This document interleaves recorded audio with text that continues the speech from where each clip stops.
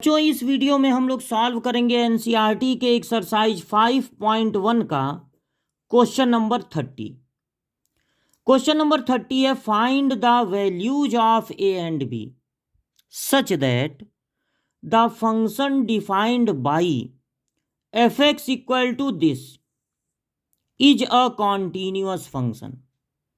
हमें जो फंक्शन दिया गया है वो तीन तरह से डिफाइन है। कभी फंक्शन है 5, कभी है 21 और कभी है ए एक्स प्लस बी। अलग अलग इंटरवल में अलग अलग फंक्शन की वैल्यू दी गई है और ये जो इंफॉर्मेशन है वो या तो 2 पर गिवन है और या तो 10 पर।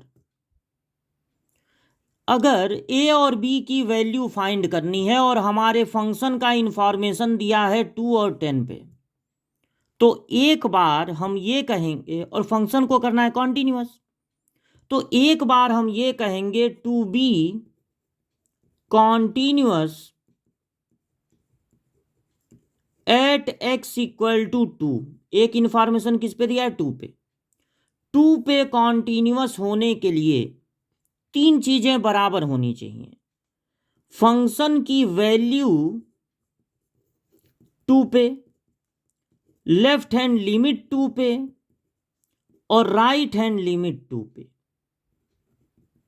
ये तीनों आपस में इक्वल होनी चाहिए। तो अगर 2 पर वैल्यू निकालनी है तो फंक्शन में रख देना है 2। 2 पर लेफ्ट हैंड लिमिट का मतलब है 2 से थोड़ा कम रखना है। उस कमी को h से रिप्रेजेंट करेंगे और h टेंस टू कर देंगे 0। 2 पर राइट हैंड लिमिट का मतलब है कि फंक्शन में 2 से थोड़ा ज़्यादा रखेंगे, उस ज़्यादा को रिप्रेजेंट करेंगे h से और h टेंस टू कर देंगे 0। अब अगर फंक्शन की वैल्यू निकालनी है 2 पे, यानी x की जगह रखना है 2, तो जब x की जगह 2 रखना है मतलब x इक्वल टू 2 है, तो फंक्शन डिफाइन है 5 से। यहां पर क्या रख देंगे? 5। इस फंक्शन में जब 2 के इक्वल है x की वैल्यू, तो यहां पर x है ही नहीं कि x की जगह 2 रखें, इसलिए 5 है तो बस 5 ही नोट हो जाएगा। और अगर 2 से कम रखना है, x इज लेस देन 2, तब भी फंक्शन किससे डिफाइन है? इसी 5 से। तो इसको छोड़ दीजिए। इसको लिखने पर फिर आपको कोई वैल्यू मिलने वाली नहीं है। तीन चीज़ें आपस में इक्वल हैं, कोई भी दो को इक्वल कर सकते हैं। अब यही इस 5 में भी रखो, यही इस 5 में भी रखो, कोई फ़ायदा नहीं है। लिखना चाहें तो लिख सकते हैं। इसको ले लीजिए। जब 2 से थोड़ा ज़्यादा रखना है, जब x की वैल्यू 2 से ज़्यादा है, मतलब इतना ज़्यादा नहीं है कि 10 से ज़्यादा हो जाए, 2 से थोड़ा सा ज़्यादा, h की वैल्यू 0.1, 0.01, 0.001 ऐसे होते, 2 से थोड़ा सा ज़्यादा, बल्कि 2 से बढ़कर 3 भी। h की वैल्यू 1, 2, 3, 4 नहीं होगी कि x की वैल्यू जो है 2 से बड़ी हो, 3 तक भी नहीं जाएगी, 10 तक जाने की तो बात ही छोड़ दीजिए। तो 2 से थोड़ा सा ज़्यादा, तब फंक्शन डिफाइन है ax प्लस बी से। यानी जब x की जगह 2 प्लस h रखना है तो इस बीच वाले में रखेंगे, ना ऊपर ना सबसे नीचे, बीच वाले में। जहां x दिख रहा है, x की जगह रख देंगे 2 प्लस h, फिर प्लस b भी है। पहला और तीसरा हमने ले लिया, यहां होगा लिमिट h टेंस टू 0।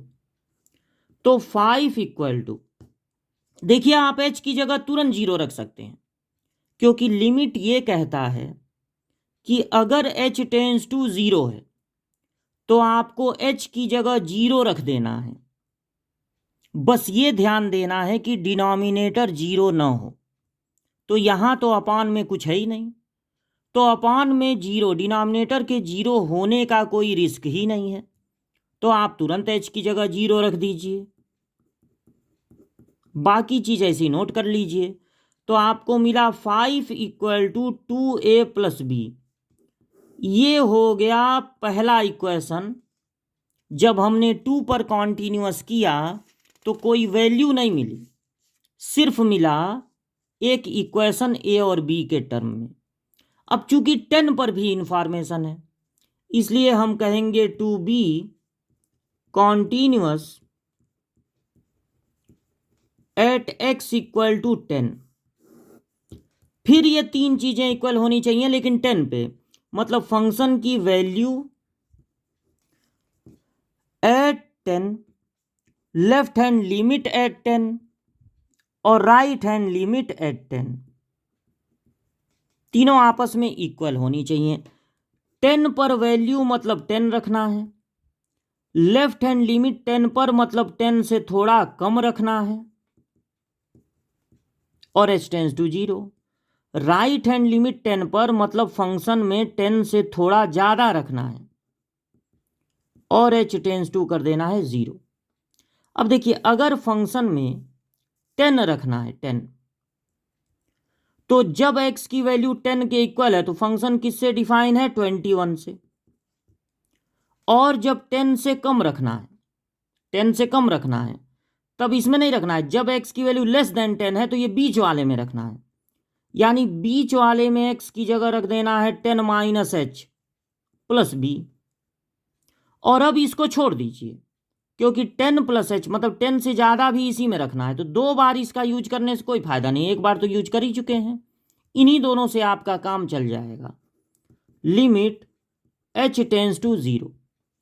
अब 21 इक्वल टू, देखिए h की जगह आप तुरंत 0 रख सकते हैं, क्योंकि h की जगह तुरंत 0 रखने पर डिनोमिनेटर 0 नहीं हो रहा है।